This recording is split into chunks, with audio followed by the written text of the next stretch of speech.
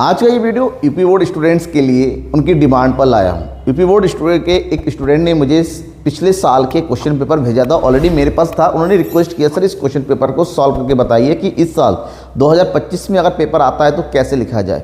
तो 2024 का ये क्वेश्चन पेपर है, बोर्ड एग्जाम का क्वेश्चन पेपर है, जो कि आपका सेट है 136 जो क्वेश्चन पेपर का कोड है और जो पेपर कोड है 329F के।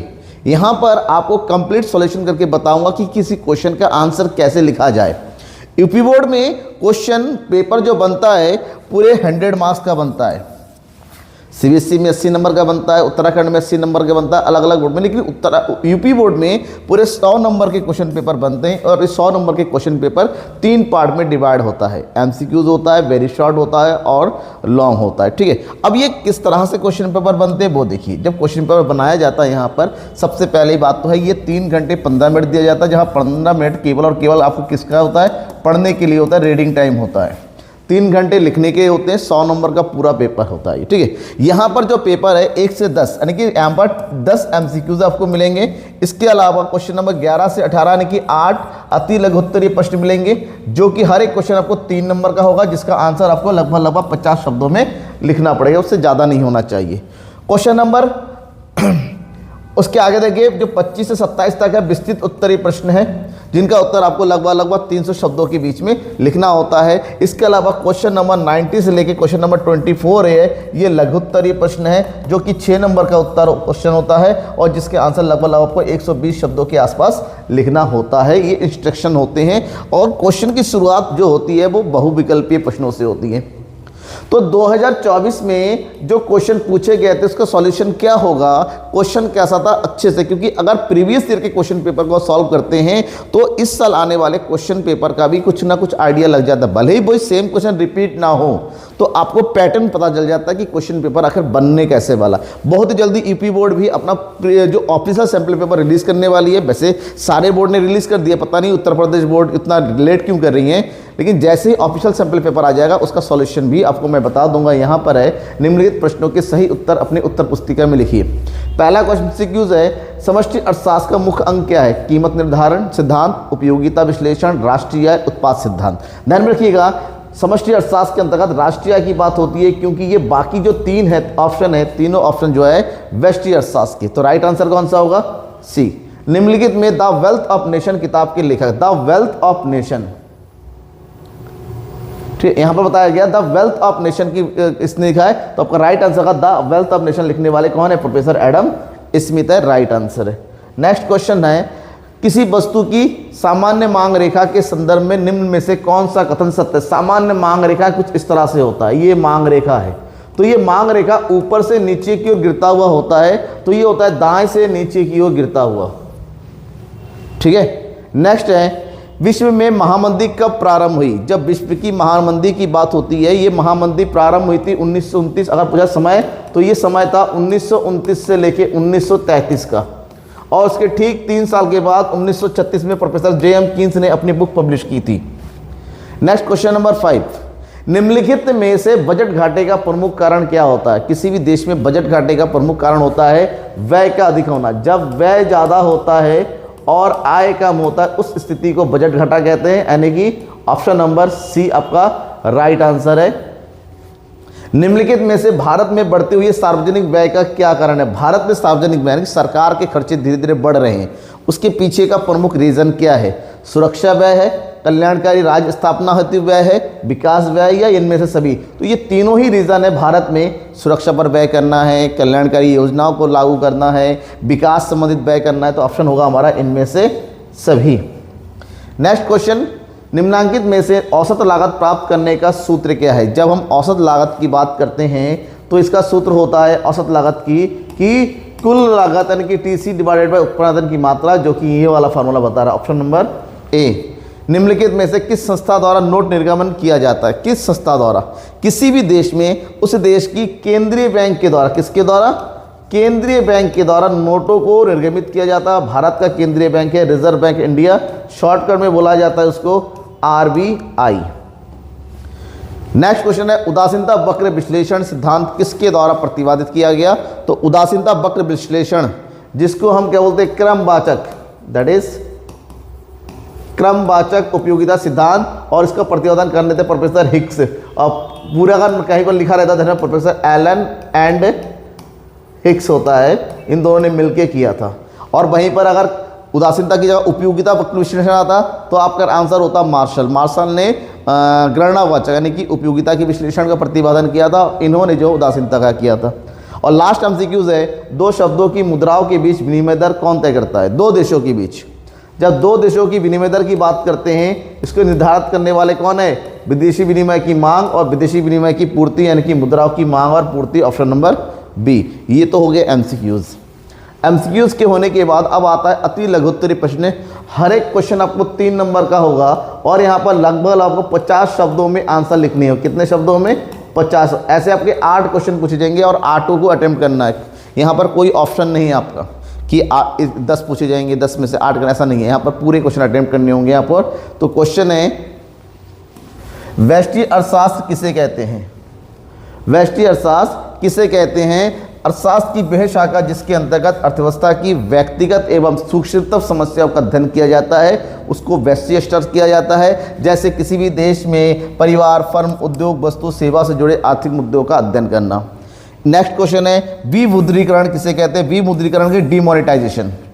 जब विमुद्रीकरण की बात होती है, ये एक ऐसी स्थिति होती है किसी भी देश में चलन मुद्रा, जो मुद्रा चलती हुई होती है, उसको बंद कर दिया। जैसे भारत में 500 और 1000 का नोट पहले बंद कर दिया गया था, बाद में जाके 2000 के नोटों को भी बंद कर दिया गया। तो इस स्थिति को, जिसका उपयोग होना बंद हो जाता सरकार के द्वारा लीगल रूप से, उसको हम विमुद्रीकरण के नाम से जानते हैं। अर्थव्यवस्था की 3 केंद्रीय समस्याएं बताइए। किसी भी अर्थव्यवस्था में, क्योंकि साधन सीमित होते हैं, अर्थव्यवस्था में लोगों की आवश्यकता असीमित होती है, तो इन दोनों के कारण किसी भी अर्थव्यवस्था में 3 प्रमुख जो है समस्या उत्पन्न होती हैं। क्या उत्पादन करना है, उत्पादन कैसे करना है, और उत्पादन किसके लिए करना है। तो क्या उत्पादन करना है, ये संबंधित है उत्पादन किन वस्तुओं का किया जाए, यानी कि वस्तुओं के चयन की समस्या है। ये कैसे उत्पादन किया जाए, किसी वस्तु का उत्पादन किस प्रकार से किया जाए, उत्पादन की तकनीक कैसी हो, उत्पादन की प्रक्रिया क्या हो, इस बात का अध्ययन करता है। किसके लिए उत्पादन कर देना है, जो भी उत्पादन हुआ उस उत्पादन को अंतिम उपभोक्ताओं तक कैसे पहुंचाया जाए, यानी कि यहाँ पर उत्पादन के वितरण की समस्या का अध्ययन किया जाता है, ताकि एक समान वितरण समाज में हो सके। कोशिश ये करना है कोई भी क्वेश्चन क्यों ना हो, आपको बहुत ज़्यादा नहीं लिखना है, इतना लिखना है कि उसका आंसर पूरा हो जाए, और कोशिश करेंगे point two point, heading two heading explain करने की। जैसे नगद कोष अनुपात से आप क्या समझते हैं? क्वेश्चन नंबर 49 3 मार्क्स का है। नगद कोष अनुपात को जो इंग्लिश में कैश रिजर्व रेशियो बोलते हैं, शॉर्टकट में बोलते हैं CRR। नकदी जमा का न्यूनतम प्रतिशत है, जैसा कि RBI द्वारा निर्देशित किया गया था, यानी कि हर एक व्यापारिक बैंक को अपनी कुल जमाओं का एक निश्चित भाग RBI के पास नकद रूप में जमा करना पड़ता है। तो उस प्रतिशत को, उस दर को जो है नगद कोष अनुपात के नाम से जाना जाता है। बाकी क्वेश्चन आंसर में लिखा हुआ है, आप देख सकते हैं। आप हर एक पेज का स्क्रीनशॉट ले सकते हैं, उससे आंसर खुद ब खुद लिख सकते हैं कि बेसिक और एकदम स्टैंडर्ड आंसर कैसे लिखा जाए, ताकि एग्जामिनर देखे, चेक करने वाला तुरंत आंसर दे दे। राइटिंग थोड़ी सही रखिएगा, हेडिंग सही रखिएगा, पॉइंट टू पॉइंट लिखिएगा, ज़्यादा नहीं लिखना है लेकिन सटीक लिखिएगा, आपको आंसर मार्क्स पूरे लेंगे। उपयोगिता से आप क्या समझते हैं? किसी वस्तु की उपयोगिता इच्छा पूर्ति की क्षमता होती है, मतलब किसी वस्तु की वह क्षमता जिससे किसी उपभोक्ता यानी कि उस वस्तु के प्रयोग करने वालों की आवश्यकता की पूर्ति होती है, तो उस शक्ति या क्षमता को उपयोगिता कहते हैं। व्यक्ति जैसे जैसे बदलता जाता है, वस्तु की उपयोगिता भी व्यक्ति के अनुसार बदलती चली जाती है, ध्यान में रखना। नेक्स्ट क्वेश्चन है 16, औसत उत्पादन किसे कहते हैं? प्रत्येक इनपुट द्वारा, इनपुट का मतलब होता है उत्पादन की इकाइयां, उत्पादन के साधन, प्रत्येक साधन द्वारा उत्पादित औसत आउटपुट को, औसत उत्पादन को हम जो बोलते हैं औसत उत्पाद कहा जाता है। मतलब प्रति इकाई उत्पाद, प्रति इकाई उत्पाद को हम औसत उत्पादन के नाम से जाने जाते हैं। इसे कारक इनपुट की प्रति इकाई आउटपुट या इनपुट की प्रति इकाई कुल उत्पाद के औसत रूप में परिभाषित किया जाता है। मतलब किसी भी जितने भी साधन है उससे जो भी कुल उत्पाद हुआ, उस कुल उत्पाद को साधन की संख्या से या साधन की मात्रा से भाग कर देंगे, that means TP divided by Q, तो हमें जो है औसत उत्पाद की प्राप्ति होगी। राजस्व व्यय को परिभाषित कीजिए। ऐसे व्यय जो सरकार के लिए संपत्तियों का निर्माण नहीं करते हैं और न सरकार की दायित्वों को कम करते हैं, ऐसे व्यय को राजस्व व्यय कहते हैं। ये सरकार के ऐसे व्यय होते हैं जो देश के विकास के लिए, देश के संचालन के लिए सरकार के द्वारा अनिवार्य रूप से करना ही पड़ता है, जैसे वेतन का भुगतान करना, लिए गए ऋण का ब्याज भुगतान करना, गांव की सड़कों का निर्माण करना, बिजली की व्यवस्था करना, पेंशन देना आदि इस तमाम प्रशासनिक व्यय करना, ये सब सरकार के राजस्व व्यय के अंतर्गत आते हैं, क्योंकि इससे सरकार को किसी प्रकार के लाभ या संपत्तियों की प्राप्ति नहीं होती है, ना ही सरकार के किसी उधार की पूर्ति होती है। खुली अर्थव्यवस्था में आय के चक्राकार प्रभाग में कौन कौन से क्षेत्र होते हैं? देखिए, जब खुली अर्थव्यवस्था की बात करते हैं, किसी अर्थव्यवस्था में 4 प्रमुख क्षेत्र होते हैं। कौन कौन से प्रमुख क्षेत्र होते हैं? दैट इज परिवार, फर्म, सरकार और विदेशी क्षेत्र। कौन से क्षेत्र बेटा? विदेशी क्षेत्र। जब हम विदेशी क्षेत्र की बात करते हैं, मतलब विदेश का किया जाना आयात और निर्यात, तो ये चारों क्षेत्र आपस में जुड़े होते हैं, एक दूसरे के साथ वस्तु, सेवा, उत्पादन, मुद्राओं का, वस्तुओं का आपस में ही क्या करते हैं? इंटरचेंज करते हैं। तो उसके जो प्रभाव उत्पन्न होता है उसे चक्राकार प्रभाव कहते हैं। यहाँ पर खुली अर्थव्यवस्था में ध्यान रखना, सरकार का नियंत्रण कम होता है। खुली अर्थव्यवस्था में बाजार स्वतंत्र रूप से कार्य करता है। खुली अर्थव्यवस्था में नई तकनीकों का विकास होता है और खुली अर्थव्यवस्था में लोगों की खरीदारी की क्षमता भी बढ़ती चली जाती है। ये एक ऐसी अर्थव्यवस्था है जहाँ पर चारों क्षेत्र आपस में मिलकर एक दूसरे के साथ संतुलित रूप से व्यापार करती हैं।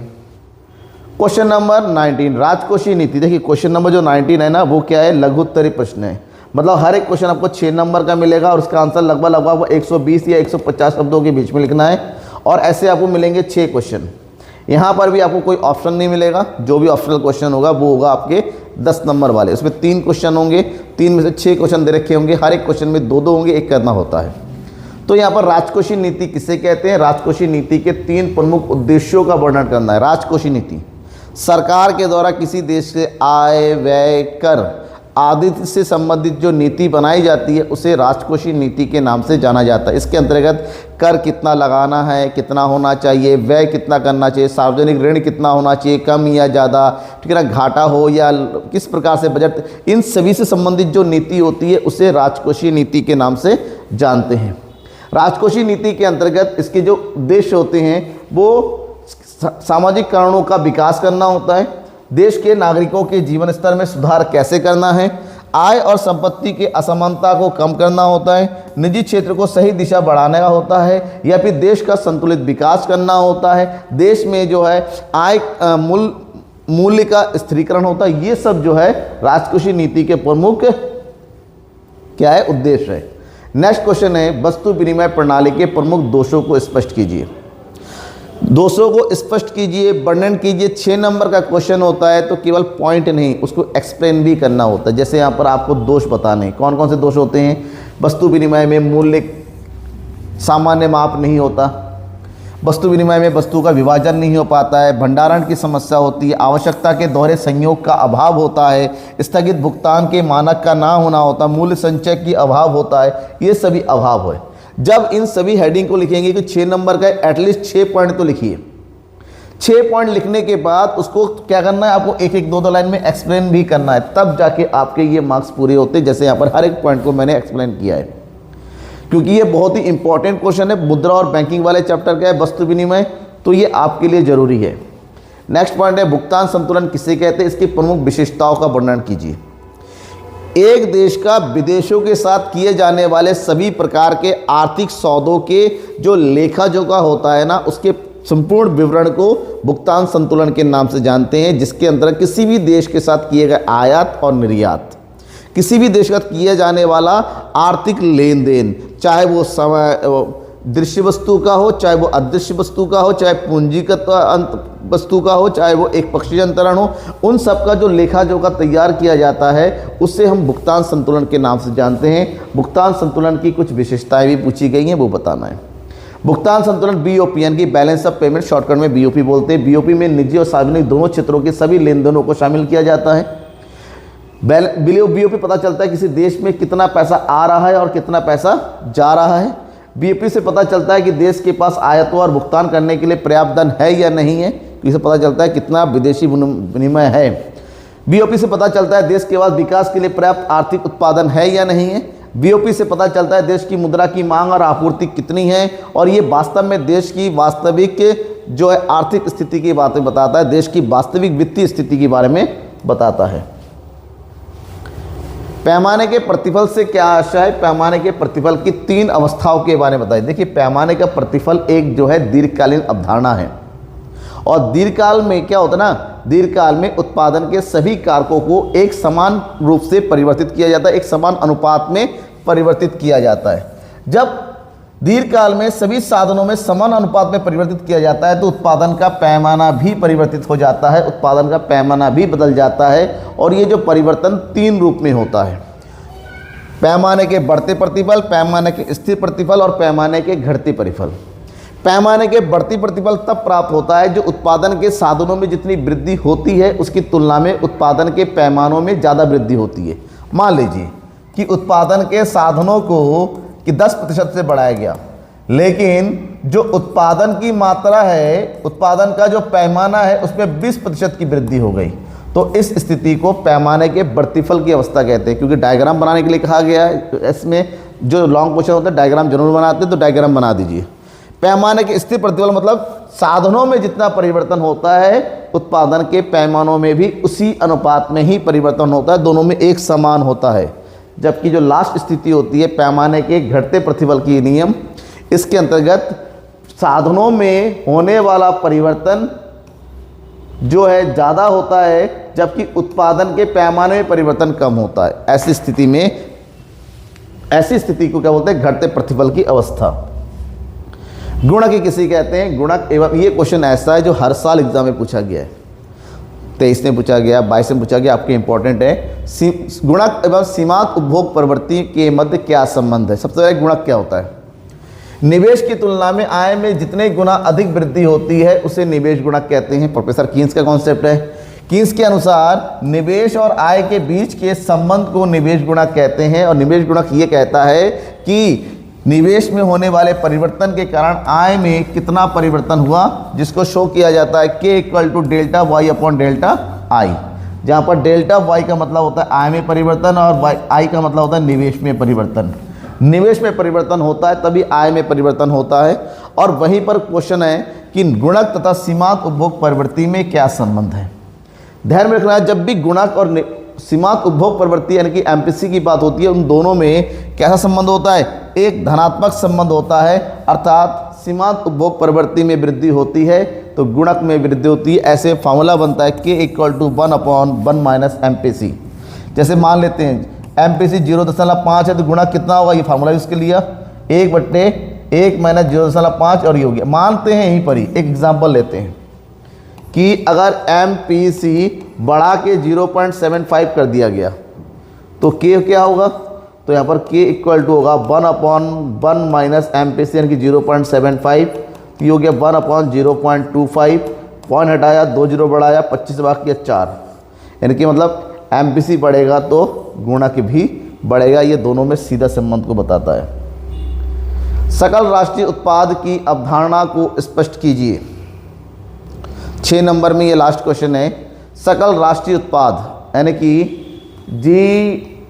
GNP की बात कर रहा है।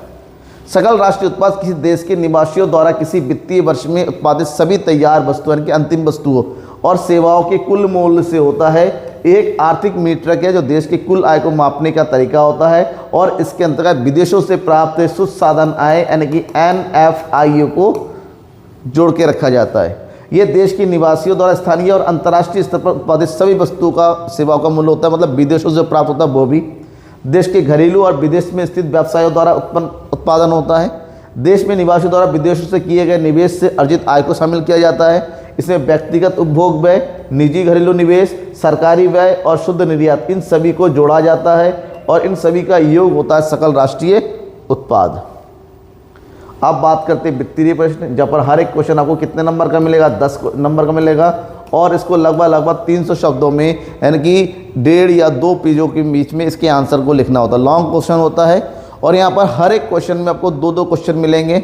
जहां पर को दोनों में से जो सही लगता है एक क्वेश्चन को अटेम्प्ट करना होगा। जैसे कि पहला क्वेश्चन था, तटस्थ वक्र किसे कहते हैं, इसकी प्रमुख विशेषताओं का वर्णन कीजिए। तटस्थ वक्र भी लिखना है, इसकी प्रमुख विशेषताओं के बारे में लिखना है।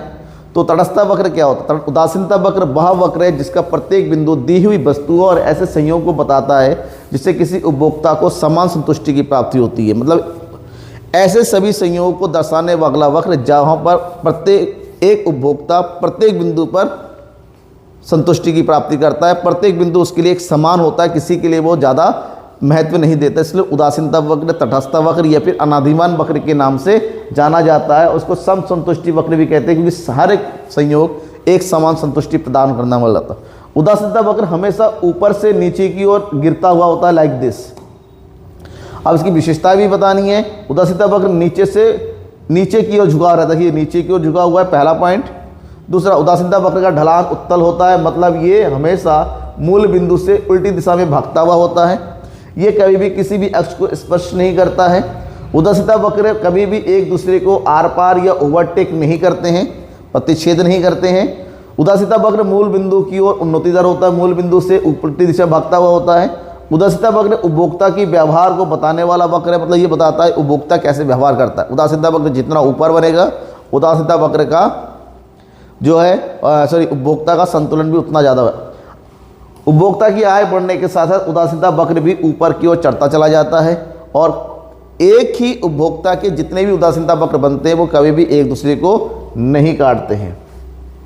इसी में ऑप्शनल क्वेश्चन था, कुल उपयोगिता, सीमांत उपयोगिता एवं औसत उपयोगिता का संबंध आरेख द्वारा स्पष्ट कीजिए। बेसिकली ध्यान रखिएगा, जो ऑप्शनल क्वेश्चन होते हैं 10 नंबर वाले वो एक ही चैप्टर से होते हैं। अगर 2 क्वेश्चन है दोनों एक ही चैप्टर से होंगे और एक दूसरे की जगह करना पड़ेगा। जैसे ये देखिए, उदासीनता वक्र पूछा गया था और यहाँ पर उपयोगिता के बारे में पूछा गया, एक ही चैप्टर से, और इसके संबंध को बताना है। तो कुल उपयोगिता, सीमांत उपयोगिता और औसत उपयोगिता के बीच में संबंध। कुल उपयोगिता वक्र ऊपर से अवतल होता है, इसका मतलब ये है कि कुल उपयोगिता बढ़ती है तो सीमांत उपयोगिता सकारात्मक होती हैं।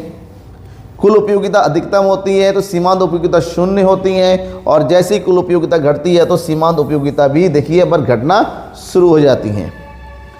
इसके बारे में थोड़ा सा और लिखना है। कुल उपयोगिता किसी व्यक्ति को किसी वस्तु या सेवा की एक निश्चित मात्रा के उपभोग से मिलने वाली संतुष्टि को बताती हैं। सीमांत उपयोगिता किसी व्यक्ति को किसी वस्तु की सेवा से एक अतिरिक्त इकाई के उपभोग से मिलने वाली संतुष्टि होता है। इसके अलावा सीमांत उपयोगिता कुल उपयोगिता के बीच संबंध समझने के लिए ध्यान में रखिएगा कि सीमांत उपयोगिता इच्छा की प्रबलता को बताता है, कुल उपयोगिता संतुष्टि की सीमा से संबंधित होता है। इसके अलावा आप अपने हिसाब से भी बढ़ा चढ़ा के इसको लिख सकते हैं, कोई दिक्कत नहीं है। क्वेश्चन नंबर 26, यहाँ पर भी 2 क्वेश्चन मिलेगा। पहला है, पूर्ण प्रतियोगिता बाजार में फर्म के संतुलन की व्याख्या कीजिए। पूर्ण प्रतियोगिता में एक फर्म का संतुलन कैसे होता है? एक फर्म उत्पादक उस समय संतुलन की स्थिति में होती है जब वो अपने वर्तमान उत्पादन की मात्रा से संतुष्ट होती है। एक उत्पादक उस समय में होता है, देखिए एक उत्पादक मतलब फर्म या विक्रेता, प्रत्येक उत्पादक या प्रत्येक फर्म चाहता है कि अधिक से अधिक लाभ हो।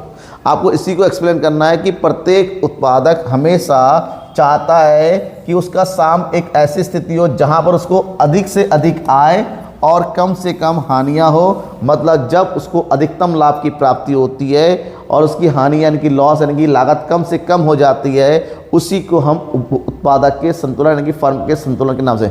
और जब हम बात करेंगे संतुलन की स्थितियों के बारे में, कई स्थितियां हैं, आपसे ये नहीं कहा कि कौन सी स्थिति बताना है, तो आप सीमांत आगम और सीमांत लागत के बारे में बताइए।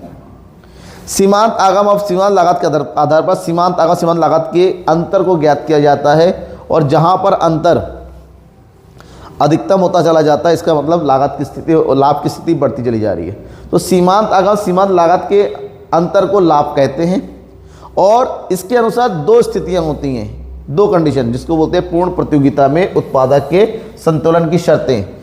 जब सीमांत आगम और सीमांत लागत आपस में बराबर हो, मतलब ये वाली स्थिति, देखिए यहाँ पर दोनों बराबर है, और जब सीमांत लागत वक्र सीमांत आगम को नीचे से काटता हो, देखिए यहाँ पर बराबर है लेकिन ये संतुलन नहीं है, संतुलन ये वाला बिंदु, क्योंकि यहाँ पर नीचे से काटता ऊपर बढ़ रहा है और इसके ऊपर लागत ज़्यादा, ऐसे बिंदु जहाँ पर लागत बढ़ता हुआ हो वहाँ पर उत्पादक का संतुलन होता है, और वह उत्पादक उसी पर जो है अपना उत्पादन कार्य जारी रखता है। नेक्स्ट क्वेश्चन है, निम्नलिखित पर टिप्पणी कीजिए। मुद्रा आपूर्ति, मुद्रापूर्ति क्या होता है? Money supply. और साधन लागत पर शुद्ध घरेलू उत्पाद NDP-FC के बारे में। मुद्रापूर्ति क्या होता है? किसी भी देश में एक निश्चित समय बिंदु पर चलने वाली जितनी भी मुद्रा है, चाहे वो सिक्के हैं, चाहे नोट है, लोगों के पास है, लोगों का बैंक, सभी प्रकार की मुद्रा का योग होता है मुद्रापूर्ति। ठीक है। और केंद्रीय बैंक के अनुसार, यानी कि रिजर्व बैंक ऑफ इंडिया केंद्रीय मुद्रा को, जो चलन मुद्राएं हैं और जो मांग मुद्रा है, इन दोनों का योग कहती है मुद्रापूर्ति। लेकिन इसको मापने के लिए रिजर्व बैंक ऑफ इंडिया ने 4 कारक बताए, M1, M2, M3 और M4। जहाँ पर M1 का मतलब होता है कि देश के अंतर्गत 3 प्रकार की मुद्राओं का योग, कि लोगों का उनके जेब में कितना पैसा है, चलन जमा है, जनता का व्यापारिक बैंक में रखा पैसा और केंद्रीय बैंक के पास बाकी संस्थाओं का रखा पैसा, तीनों को जब जोड़ेंगे तो M1 होगा। जबकि M2 का मतलब होता है M1 के तीनों प्लस डाकघर में रखा जनता का बचत पैसा। M3 का मतलब होता है M1 के तीनों, जबकि बैंकों के साथ, यानी व्यापारिक बैंकों में लोगों का रखा हुआ सावधि जमा, समय जमा, सावधि जमा की फिक्स डिपॉजिट। और M4 का मतलब होता है, ये सबसे बड़ा वृहद होता है, जिसके अंतर्गत ये कहा जाता है कि M4 equal to M3 plus जो है डाकघर में रखा हुआ सारा पैसा। और M3 में सब कुछ आ जाता है, जिसमें लोगों का अपने पास, लोगों का जो है बैंकों के पास, रिजर्व बैंक के पास, FD, इन सबको जोड़ के और जो डाकघर में जोड़ा सबको जोड़ा जाता है। तो ये होगी मुद्रापूर्ति। मुद्रापूर्ति को समझने के बाद लास्ट क्वेश्चन में आते हैं, सॉरी इसी का दूसरा पार्ट था, 10 नंबर था, 5 नंबर पहले का, 5 नंबर इसका। साधन लागत पर शुद्ध घरेलू उत्पाद। साधन लागत पर शुद्ध घरेलू उत्पाद, शुद्ध घरेलू आय को भी कहा, इसको शुद्ध घरेलू आय भी कहते हैं, कि घरेलू आय भी कहा जाता है, जो किसी भी देश के साधन आयों का योग बताते हैं कि देश की घरेलू सीमा के अंतर्गत कितना साधन आय अर्जित किया गया है, जिसमें लगान, मजदूरी, ब्याज और लाभों का जोड़ किया जाता है। ठीक है। अगर आपने GDP-MP कैलकुलेट किया है, GDP-MP में हम डेप्रिसिएशन के मूल्य को और शुद्ध अप्रत्यक्ष कर के मूल्य को जो घटा देंगे, तब जाके हमें घरेलू आय की प्राप्ति होती है। बाकी इसके बारे में थोड़ा सा और अधिक लिखेंगे तो आपको प्राप्त हो जाएगा। लास्ट क्वेश्चन है 27। यहाँ पर भी 2 ऑप्शन है, हम दोनों से कोई एक करेंगे, दोनों ही बताता हूँ। पहला क्वेश्चन है कुल उत्पादन, औसत उत्पादन और सीमांत उत्पादन की सचित्र व्याख्या कीजिए। 10 नंबर का है, 10 नंबर बटा हुआ था, 3 पॉइंट है, कुल उत्पादन, सीमा, और तीनों के डायग्राम बनाना है। डायग्राम बनाएंगे, लॉन्ग क्वेश्चन जो भी हो कोशिश कीजिएगा डायग्राम के थ्रू ही एक्सप्लेन किया जाए। इससे आपको लिखना कम पड़ेगा, जगह ज़्यादा गिरेगा और सामने वाला को पता चल जाएगा आपने पढ़ा है। डायग्राम जितना ज़्यादा डायग्राम बनाइए, फ्लो चार्ट बनाइए, इक्वेशन बनाइए, न्यूमेरिकल एग्जाम्पल दीजिए, ज़्यादा से ज़्यादा, इससे मार्क्स आपके अच्छे होते हैं। तो कुल उत्पादन की टोटल प्रोडक्शन, किसी एक निश्चित समय अवधि में उत्पादन के साधनों का प्रयोग करके उत्पादित की गई वस्तु और सेवाओं के कुल योग को कुल उत्पादन कहते हैं। और कुल उत्पादन की मात्रा के साथ बढ़ता हुआ जाता है, लाइक दिस। ठीक है। और कुल उत्पादन ज्ञात करने के लिए ये 2 फार्मूला होता है, इसको जरूर लिख दिया। सीमांत उत्पादन, परिवर्तन साधन की एक अतिरिक्त इकाई का प्रयोग करने से कुल उत्पादन में जो भी परिवर्तन होता है उसको सीमांत उत्पादन कहते हैं, जो कि उत्पादन के साथ साथ धीरे धीरे क्या होता है, घटने लगता है, गिरने लगता है। और वहीं पर औसत उत्पादन का मतलब होता है, औसत उत्पादन भी उत्पादन के साथ साथ धीरे धीरे क्या होता है, गिरने लगता है, लेकिन गिरने की रफ्तार सीमांत उत्पादन से कम। सीमांत उत्पादन माइनस में भी जा सकता है, लेकिन औसत उत्पादन कभी भी माइनस में नहीं जाता है। ठीक है, जो कि प्रति इकाई उत्पादन मूल्य को बताता है। इसी का ऑप्शनल क्वेश्चन था इसी चैप्टर से, वो उत्पादन का, ये लागत से। कुल लागत, औसत लागत, सीमांत लागत में चित्र की सहायता से अंतर स्पष्ट कीजिए। अंतर का स्पष्ट किया, अब तीनों के बारे में लिख दीजिए, अंतर आ जाएगा। जैसे कुल लागत के बारे में लिख दिया, फिर आपने औसत लागत के बारे में लिख दिया, फिर आपने जो है सीमांत लागत के बारे में लिख दिया, और ये कंप्लीट हो जाता है क्वेश्चन। ठीक है। अगर कोई भी डाउट होता है, किसी प्रकार का डाउट होता है, आपको लगता है कि और आपसे मुझे टच में रहना है, तो सोशल मीडिया के थ्रू किसी भी तरह से मुझसे पूछिए क्वेश्चन, कमेंट बॉक्स का यूज़ कीजिए कि सर कैसे होगा, किस तरीके से होगा। ये पिछले साल का जो क्वेश्चन पेपर आया था बोर्ड का, उसका कंप्लीट सॉल्यूशन है। अब इस साल की ऑफिशियल सॉल्यूशन जैसे ही हमारे सैम्पल पेपर आ जाएगा, सॉल्यूशन आपको तुरंत मिल जाएगा। तब तक के लिए थैंक यू एंड बाय। पढ़ते रहिए, अच्छे से तैयारी करते रहिए और मेरे साथ हमेशा बने रहिए।